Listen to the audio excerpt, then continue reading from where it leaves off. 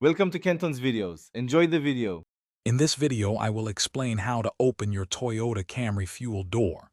First, you'll need to locate the fuel door release lever. This lever is usually situated on the floor to the left of the driver's seat near the door sill. Once you find it, simply pull the lever upwards or towards you with a firm, steady motion. You should hear a slight click as the fuel door unlatches. This action prepares the door for easy opening.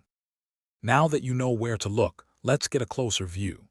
The release lever is designed for easy access, usually marked with a small gas pump symbol to avoid confusion with the trunk release.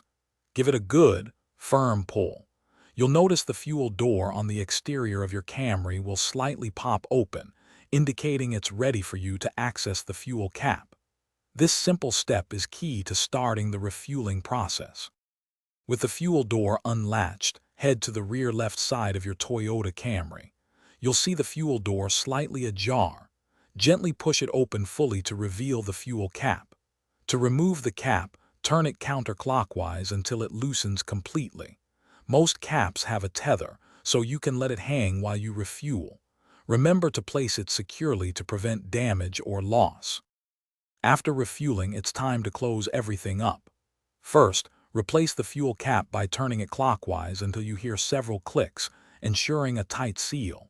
Then, gently push the fuel door closed until it latches securely. You should hear a distinct click. For more great tips and resources, including a book that can truly change how you think about money, check the description below for links and other deals. It's a simple process once you know the steps. Thanks for watching. Consider subscribing if we helped you.